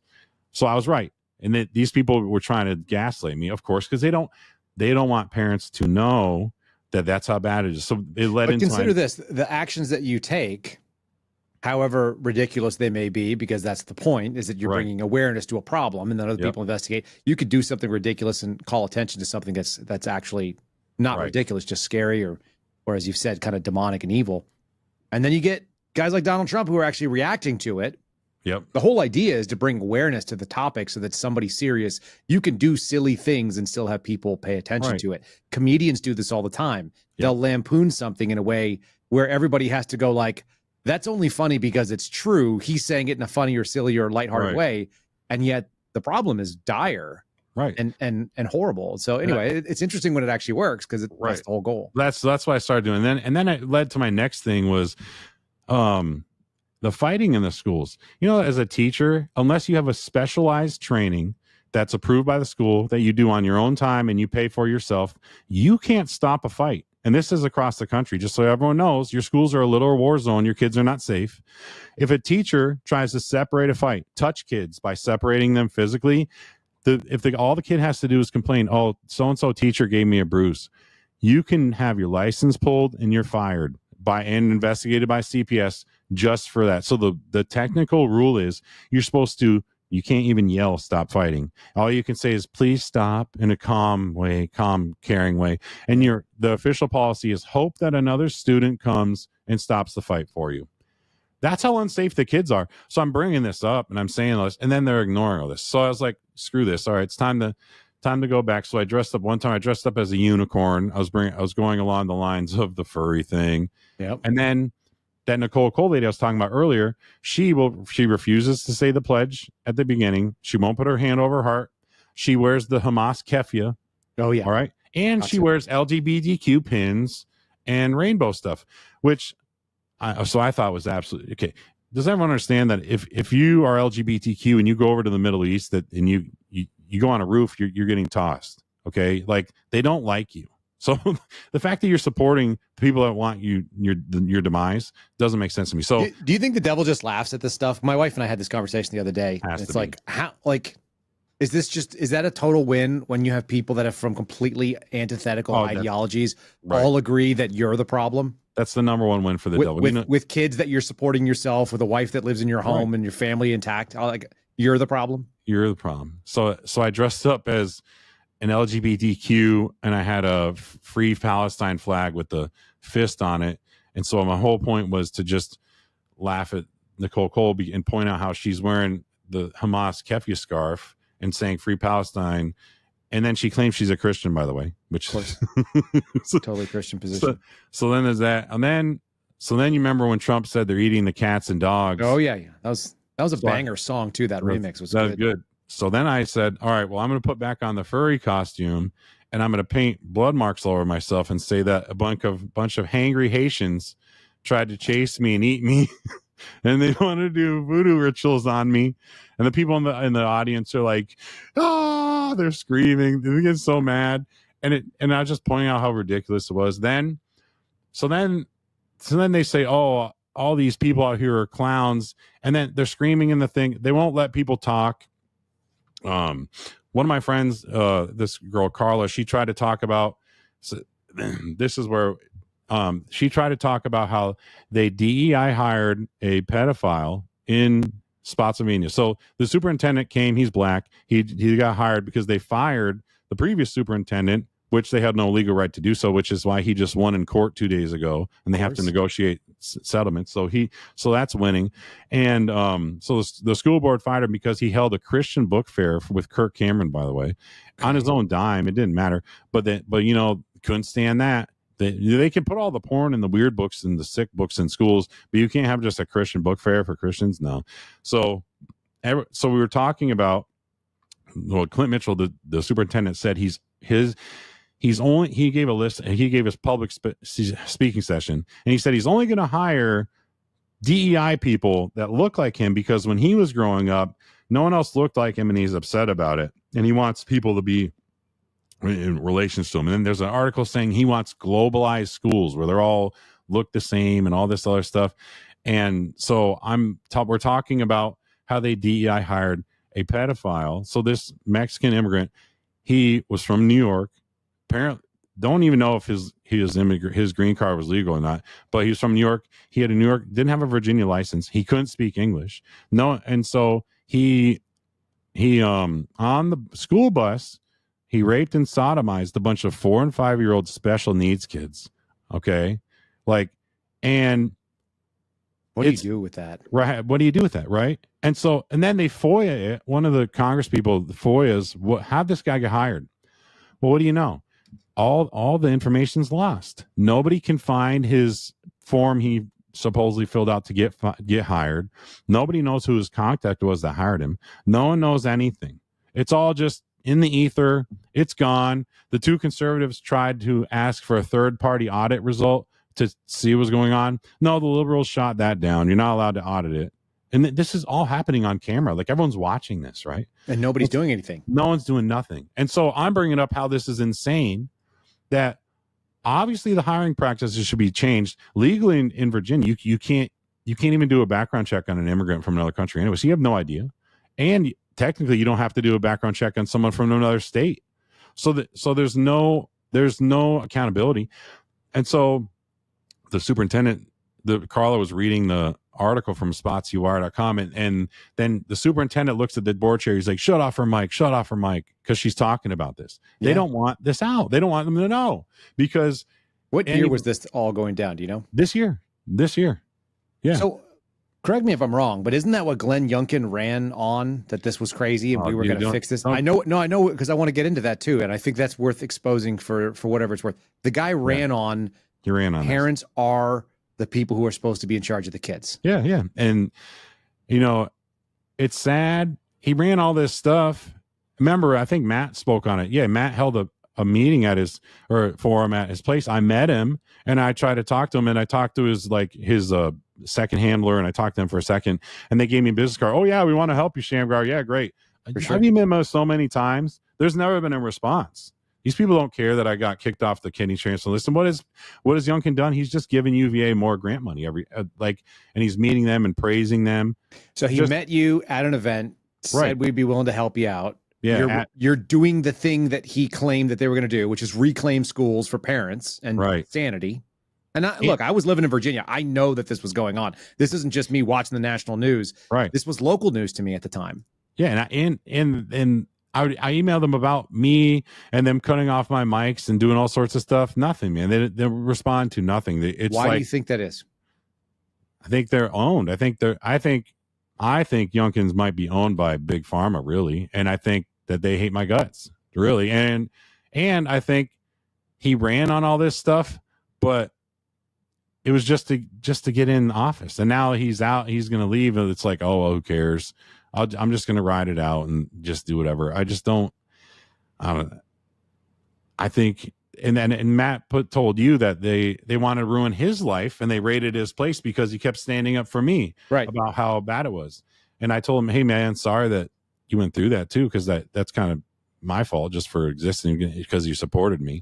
But it's great. I don't think he accepts your apology. He didn't. So, but that's the thing, is these people that are in charge don't do anything. And then you have a pedophile being hired, and then they're trying to cover it up, and then they won't change the hiring process. So what's to say this guy couldn't even speak English? What's he doing around all the kids? Like, do these parents not care? Like, that's you could have somebody that has no background check, can't speak your language.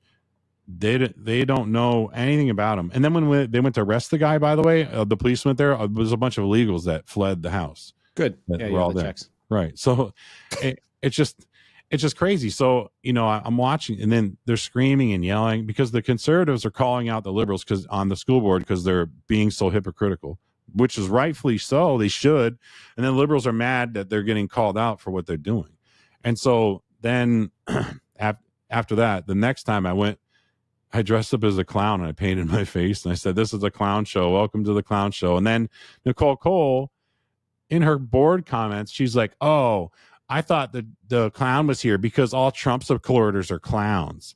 And she said this on the microphone. I recorded it. It's on my YouTube channel. And like, it's just it doesn't, these people just can't just shut their mouth. Like it's and they don't even realize that as they do that stuff. No. I think it reflects more poorly on them than it certainly does on you. I mean, you're the guy dressed like a clown, not because this is not like a thing that you do. They're you're lampooning them. Right. So I next time I dressed up. Then I dressed up with a Trump blow up. This is a really involved sort of hobby of yours. I've been doing it. Yeah. Because it makes me sick. I just can't believe how they're putting porn in the schools. So the liberals last January, they got voted in. The very first thing they did, item of agenda that they did, was all the books that were reviewed and shown and proven by people to have bad, nasty, disgusting, sexually inappropriate stuff for schools. They voted to bring them all back in schools. Good. That was the first most important thing to these people at the day last January. So I've seen this, and after reading these books, and then so my friend Jen Peterson, she's been in the news for it. She did an article with Washington Post where they covered her. They were fair about it, actually, and she's read probably hundreds of books. Now this lady's a genius, and I tell her that all the time because I'm just there to, I get attention and put on a clown show, literally. But she's doing the hard work reading all these books. So I appreciate her. And then, dressed up, I had a Trump thing. After Trump won, I had a Trump blow-up doll on my back. And then I was talking about like his 10-step plan that he's going to do for schools. And then they were mad about that one. And then finally I dressed up as the DEI Mexican immigrant. And I said, no necesita background check to get job in Spotsylvania. But you're just highlighting all the things that are real and in a goofy way. I'm just showing how insane it is. And then the superintendent, this is probably getting close to the end of this whole story. So the superintendent, we found on his Twitter back in 2020, he was driving his car and he parked in a garage and there was a car parked empty. And on the back of it, it said Trump 2020. He tweeted, took a picture of it. He said, this is the pure definition of white supremacy and white privilege on full display. From an empty parked car. And so I was like, you can't even ascertain who's driving the car. So clearly that's a racist thing to say, to just assume white privilege over the word Trump. Like, how do you know? They could have been black. You don't know. Yep. So one of my favorite was I dressed up as Hollywood Hulk Hogan. And I went there and I said that we needed to install the New World Order in Spotsylvania schools because he wants globalized schools. And I was like, yeah, the New World Order wants globalized schools, brother.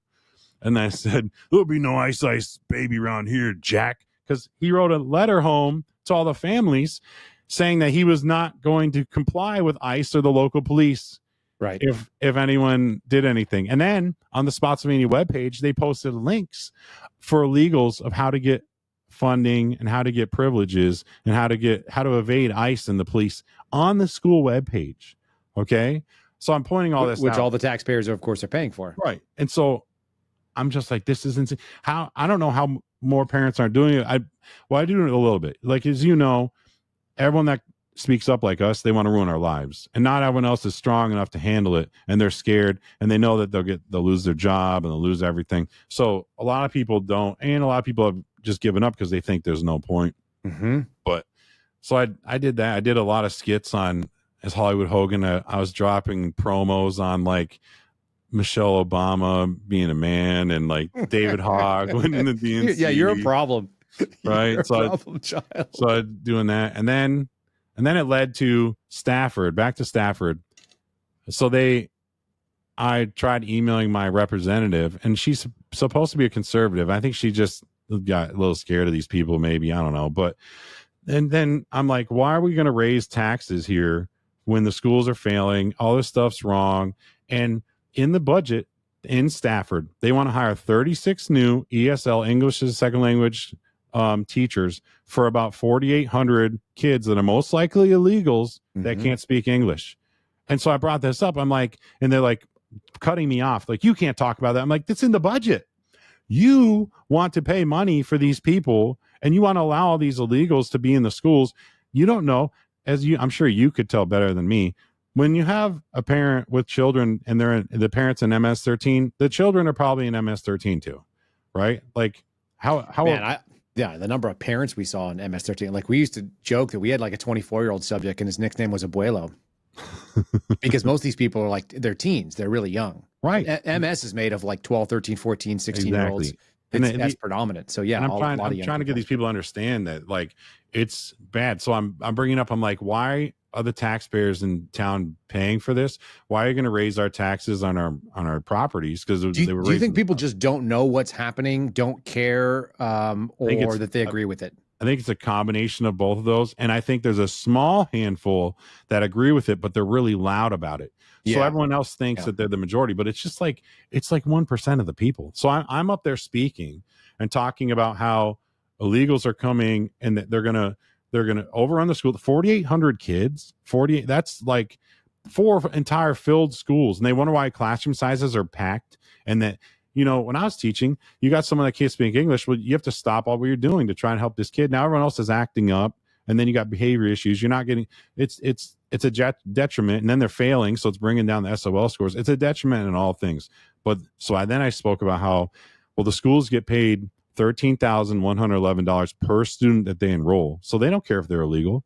But you got 4,800 kids, that's $65 million they get to play with.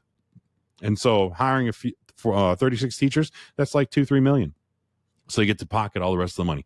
That's what it's about. Whatever they it's want, about the money. projects. And so I looked up all the data. I put all the screenshots in my videos and stuff. Well, they really hated that one. Well, everyone on Twitter liked it because it was showing things. And then so I've been recruiting other people to come with me to school board meetings. So one of my good friends, I call my brother, is Ted Batches. He's a Army veteran, and he for 33 years, and then they ran him out of the Army, obviously, in the RTC. He was a conservative. A bunch of liberal lawyers tried to ruin his life. You know how it is. But I met him through Matt Strickland, actually. He went to Matt Strickland's place. Matt talked about me. Ted called me up. And then I had Ted come with me to a couple of school board meetings. And this guy's great, man. He just got up there and gave him the business. He said, you know, that you guys are trying to run your sodded, insane liberal agendas on the children.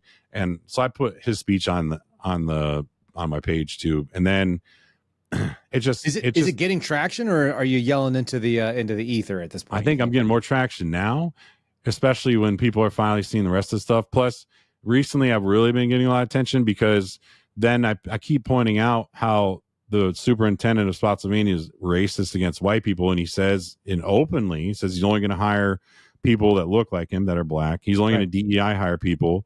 And they're still pushing the DEI stuff even after Trump's executive order saying get rid of it. Sure. These people, guess what? Stafford and Spotsylvania both signed that form that said, yeah, we've gotten rid of all DEI stuff in the schools. Yeah, they haven't even got rid of it from the federal agencies, so I know it's still around. No. So my question then is this. Are people just waking up to common sense, and there's an opportunity for that? Did the other side overplay its hand? Is it because of the kind of the flack that you guys like you are drawing, going out there and doing that, you're giving cover for other people to stand up and I think and they can't take us all out kind of thing? Is that the attitude starting to people are realizing? I think once people realize, people like me, like I'm doing dialysis every day, so this is hard. I'm having fun with it, but still, I mean, it'd be easy for me to just sit in a chair and relax, for sure, you know. But I'm getting out there writing speeches, and I think it shows people, if people like me can stand up and do it, then anyone can do it. And I think that's really the message. I would say you're kind of unique, aren't you, though? You're a guy, first of all, you met your wife wearing booty shorts and painted in silver. So there's a certain kind of guy, but that theatricality of it does draw attention. And so it seems like you were prepared for that mission in some ways, which I bet when you were running around Comic-Con and you were, you know, in your late 20s, early 30s, you weren't thinking like one day I'm going to go and dress like a unicorn and I'm going to shame a bunch of school board members. Never imagined it. That's not what you would have thought that you were going to go towards. But I guess, you know, it's just, and what I've been doing, SpotsyWire.com, there's a local website that covers a lot of this. And they've been, if you ever go there, if anyone wants to go and see the actual corruption documented really well, SpotsyWire.com, you can just read article after article. You can see the arrest records. You can see other parents speaking up, everything.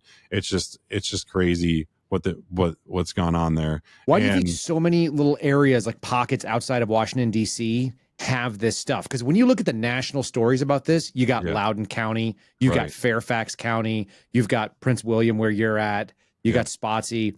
All of these are all feeders to the federal government. Like almost all those people, or a huge chunk of them, work off federal contracts or in federal government agencies. Yeah.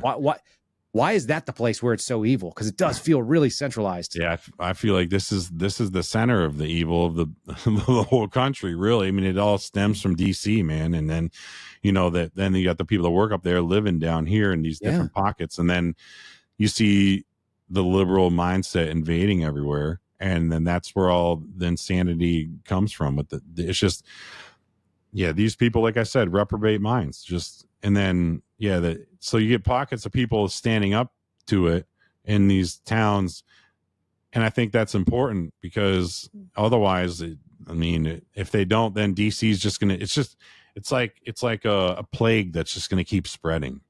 So you have to try to do something to contain it at least a little bit. And so I had that experience living there. That was my instinct, was to run away as far as possible and take my babies with me. But obviously it's important that other people decide that this is where it's time to stand and fight. And, and that's why I hope I can at least let people see and understand that you don't have to really be scared of these people. If I can go up there and act ridiculous, then you can go up there and just be serious for a few minutes if you want. At least the main thing I think is, if we get people at our churches to go out and do some of this stuff, 50% of Christians in this country don't even vote. And then we wonder why things are in the toilet. I mean, if every Christian got out there and did stuff, like, this whole country was founded by Christians for Christians, right? I mean, that's the reality. If Christians even realize that Christianity precludes you from saying things like abortion is acceptable, or, that there's instances where or you can be pro-choice. Yeah, I see people that say Catholic Democrat at my parish when I go. and I'm looking at the car and I'm just thinking, how did you live through the same last couple of years? Let's say that there was a time when they were not at direct odds with each other. There was a time, I think, where you probably could have seen that left, right, it was a policy difference, and how do we spend our money in the government, but not in the last 15 or 20 years. No. And you're right. When I see like someone that say that they're a Christian Democrat, I don't get it, man. I just don't. Right. It doesn't make any sense. It's a black, white supremacist. Right. The only thing I can come to is they just don't know Jesus. They just don't. Yeah. They don't have a relationship with him. It's Christianity for virtue signaling points. Is that a false prophecies and people that are false prophets that are selling this stuff, you think? Or I think it's people that are lazy. They don't read their Bible. They don't try to get to know God, and they just think, oh yeah, I go to church a couple times, so I'm a good person now. And they wear it like a fancy suit that they put on once in a while. And, oh, I have this fancy suit, so that means I'm good to go.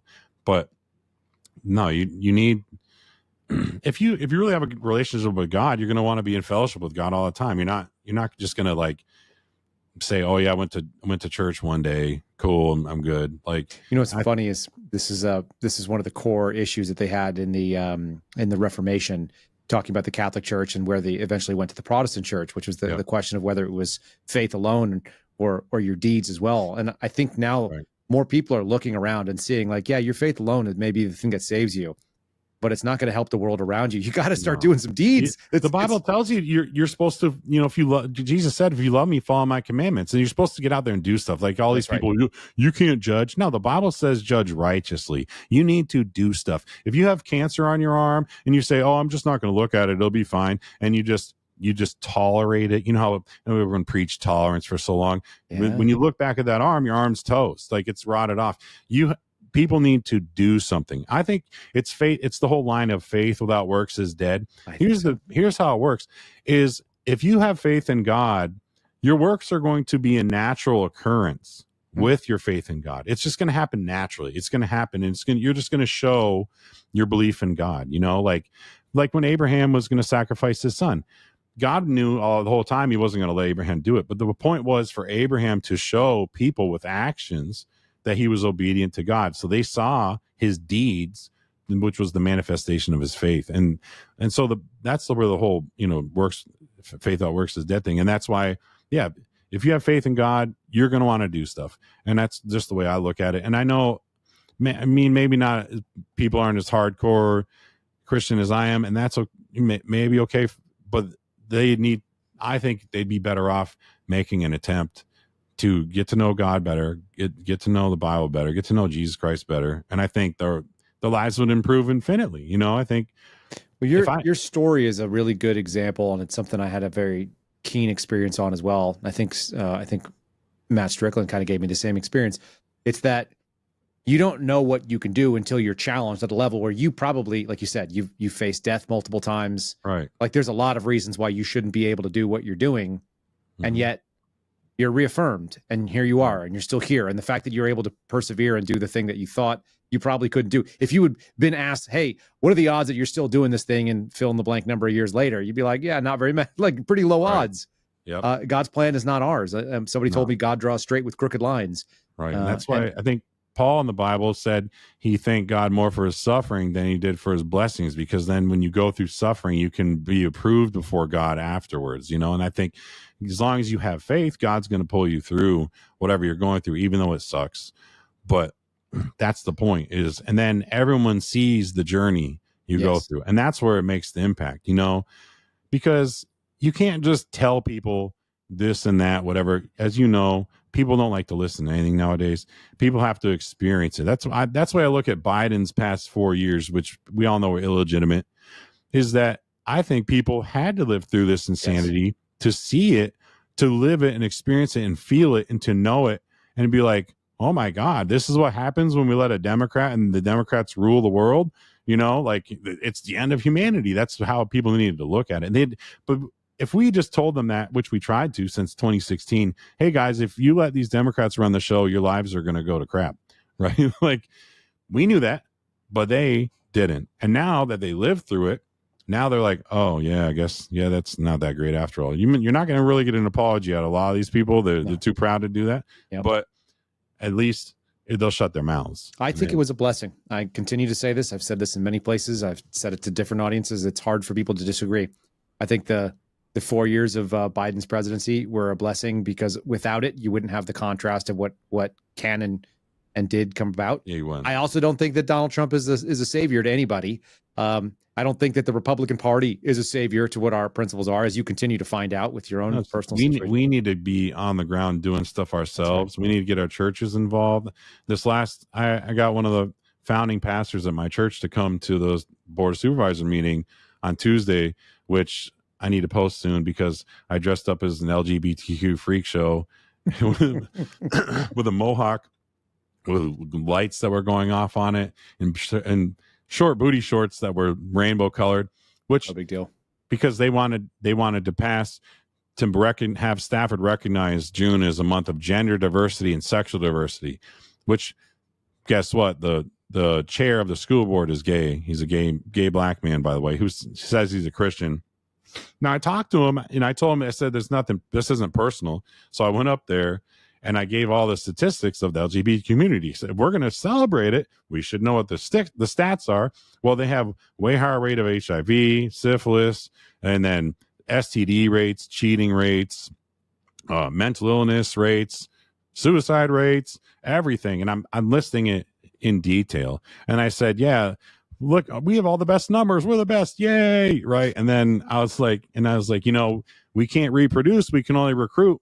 So that's why we have to make LGBTQ stuff look friendly and cool and trendy. So that way kids will want to get involved and then they'll grow up and then it'll give us more people to hook up with and date with in our dating pool. Right. So I'm pointing all this out. Yikes. Yeah. And so how did that go? The guy laughed at least a little bit. He was a good sport about it. But nobody wanted to dare touch anything I said because you can't. Everything I said, everyone knows it's true. Like it's just that the stats are the stats, man, and it's just, and then it is like it's weird to target all the children and push all this on kids so much. I think it's stupid, and you know I said we have a buttload of pride in our diverse sexual activities in the bedrooms. I just got that there too. Yeah, gross. Lovely. Right. But so I'm just pointing this out but it's just, I told him, I said, I just don't think the government has a right to put this on anybody. This isn't a government celebration thing. This is like a private choice you're making in a bedroom. Like, who cares? Nobody needs to celebrate it. No, it doesn't matter, right? Like, if you're an adult, sure, I think that it leads to a bad outcome in life for the majority of times. But if you're an adult, you still have the choice to do it. Yeah, you still have free will. And as Americans, we'll We can We know you have a respect. We can choice. respect what the Constitution says. That's cool. Yep. But at the same time, this doesn't need to be pushed as a government agenda. Like it's just ridiculous. And then It does feel like they're tipping their hand by pushing it as an agenda, Right, whoever so- they is. right. But the people running it. So I just think people need to get involved and stand up. And then so I've been driving the people in Spotsylvania. It's so nuts. I dressed up as Sherlock Holmes. This is almost the end of it. Sherlock Holmes. So at the other meeting, the superintendent says he sees racism everywhere. There's racism in Spotsylvania and all of it. Now, meanwhile, he's the black guy. Yeah. He's the superintendent. He's the number one position, highest paid position in all of Spotsylvania for all the schools. Now, if everyone was really as racist as he says, would he have the job? It sounds like you're doing some deduction there. That's very Sherlock Holmes. Yeah. So doing some investigation. So I had a magnifying glass. So I walked in and I'm looking around for racism and like just making a mockery. There's a shirt. It was like the kids did a race and it said race for education. I'm like, oh my God, it says race. It's a dog whistle. Racist. And so I I spoke about it. Well, this really drove them crazy because I brought up all the racist things they said. And then while he was speaking behind him, I was like using my magnifying glass and like trying to look at him. Because as you know, when Trump was speaking, they had the whiteboards and they're writing all the stupid stuff on it, being disrespectful the whole time. And I've seen liberals for years now scream, yell, go nuts, jump out of their chairs, lose it. Okay. I've never done that. I'm respectful. And then they don't get in any trouble, right? If I were to act like that, it would be the end of the world. No, So- you'd be cuffed up for sure. So that drove them crazy. And then the leader of the NAACP here got up and he said, see that when I spoke, he's like, that's the definition of racism right there. Shamgar's racist. And it's like, I just read the post that the black superintendent and the black school board member had been saying that were anti-white. And I just read them as it does Sherlock sound Holmes. racist though. Right. So it's racist to uncover their racism. That's what it was. So then Oh, the last time I went as the transracial black man. I decided that I needed to, absolve myself of my whiteness. And I said I would identify as a transracial black man. And I made up a rap. So I'm starting to rap about how they were hiring pedophiles. And this was 3 weeks ago. And then they kicked me out. They cut off my mic and kicked me out. And as he said, you're not allowed to talk about pedophiles. Meanwhile, 3 speakers later, there was a liberal. She talked about pedophiles. They didn't kick her out. right. So I've been trying to contact people about suing them in court because you can't this is what they do. They act like they're on ivory towers, just looking down on all us plebs and peons, and then we don't have any rights and they can just do whatever we want. So if any lawyers want to represent me for that, cool. I have been talking to a couple but I just want to hold these people accountable. I'm sure they'll probably do something else, but What's the story with the kidney? Are you going to get on the list? Are you here's still the deal. on the list? Back to the kidney thing. So I got put on a list at VCU, right? And I thought that was cool, but then a couple people, they filled out the form to donate a kidney. So if anyone wants to do that, you have to be, I'm O positive blood. You have to be an O negative or O positive, which is why the wait time is so long for me. But then the person doing the intake form, she's like, oh, did you just see this on social media? Is that why you want to donate a kidney to them? And they're like, yeah. So like, they're just rude to them. And then they said that the few people that contacted them couldn't donate a kidney for whatever reason. It was weird. And then I found out on, of course you believe this. Then VCU on their website says that they have a DEI process for who gets an organ transplant. Of course. So What does VCU stand for? It's Virginia, I forgot. I say it so much, but Commonwealth University, whatever. okay. But they So it's a university hospital system. Then. right, yeah, University Hospital. So their DI says that you have to be of a minority race and you're going to be more likely to get a transplant. Perfect. For Bob being on. So it's just one thing after another, and sure, maybe they'll kick me off for saying this. I don't really care. The sad part is dealing with this. I've lost a lot of faith in a lot of these doctors for Sure. pushing all these vaccines on people, like really, really evil ways and just horrible. And then I've seen people be nasty about like stalking me over vaccines and stuff.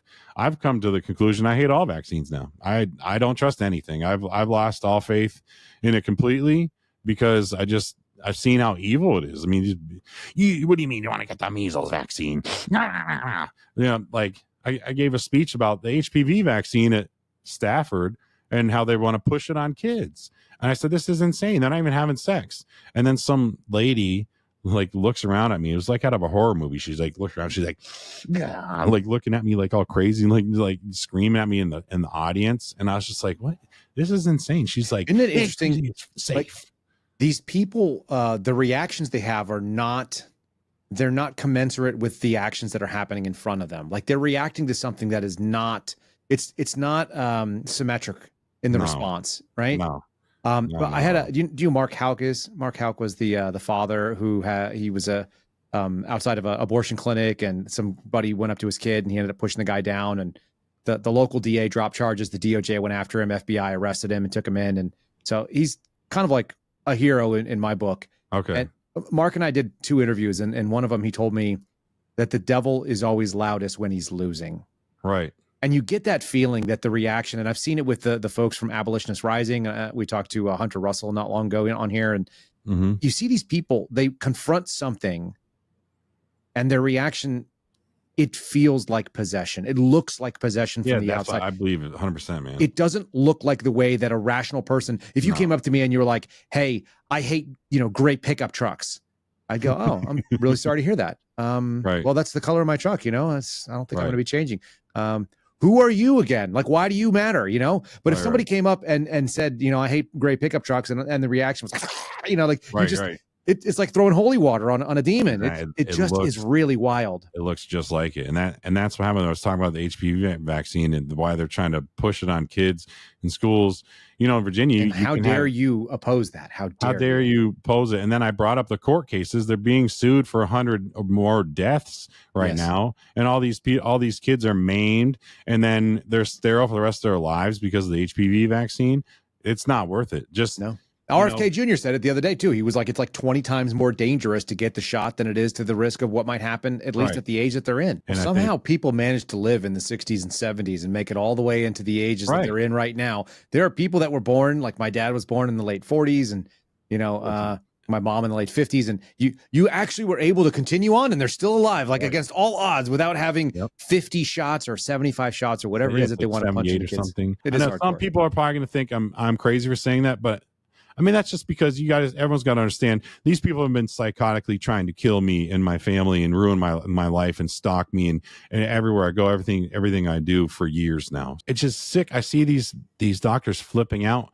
You don't want to get your kid vaxxed, but we didn't get our daughter the vaccines, and then they kicked her out of the pediatrician's practice. We wouldn't get our daughter the hepatitis B vaccine, and they kept on going nuts. And my wife about it. She's a nurse. She's like, well, tell me, is my daughter going to have sex? You have to have sex to like it or use drugs. When my daughter doesn't go to daycare, she's with us all the time. So why does she need this? Because she does. No, right. Because we said so. Because we know best. So then they kicked us out, and then so now we have to go to like urgent care if something happens or whatever. But it's probably cheaper to be at the end of the day. And I look, I haven't had, my kids don't have a pediatrician at this point. We got 4. Right. I don't trust them either. And that's not because of me. It's because of them. Right. I didn't do this. It wasn't my choice. It's like, look, I can't trust you. Right. I trusted them, and then I got a tetanus shot, and then my kidneys got fried. And then I've been dealing with a lot of health issues ever since then. You come out with your story about how you're vaccine injured, and you get attacked. Yeah, you're the problem. You're the problem now you have debilitating problems for the rest of your life, and now you're attacked for it. So it's just, and so that's why I've come to the hardcore conclusion of what I just said about being like like I said, I think it's an interesting thing to consider. But I just feel like I know, and that's not. Listen, there are some things about the healthcare industry that are good. Like they put stents in my heart that then I could walk again. So, and I told the doctors I was thankful for them and thankful for God putting them in my life. So there are some people out there that are good, and there are some practices that are good, but there are a lot of things that people have rightfully, I believe, lost trust in because of what they've been dealing with, and when you get your life ruined over a COVID vaccine that everyone knew was not going to be good, and now they're admitting it, right? And then they took it off the schedule, right? Like, clearly we were right. And then everyone's getting myocarditis. Like I said in the beginning, I guess my famous line was when the doctor said, "Are you going to get the vaccine?" I said, "I'd rather die than get the vaccine." That's what I said to her on the phone. Nice. But I meant it. I was really mad too. I was really hot when she was like, "You're kicked off the list. Too bad." But that's why I'm looking at it. It's just amazing how far so many of these things went during that time. So and that's the thing. We can never forget what these evil psychopaths did to us and our loved ones. After I went on the news, I had hundreds, probably more than that, people reach out to me. "Hey, my family member was kicked off the list too. Now they're dead. Hey, my family member was sick, and then they started refusing my family member medical coverage and medical treatment at all, and now they're dead." Yep. And I just would see these things. I'd be like, "I'm so sorry." And I would try to bring them up and talk about it because I'm getting media attention for my story, right? But these people aren't.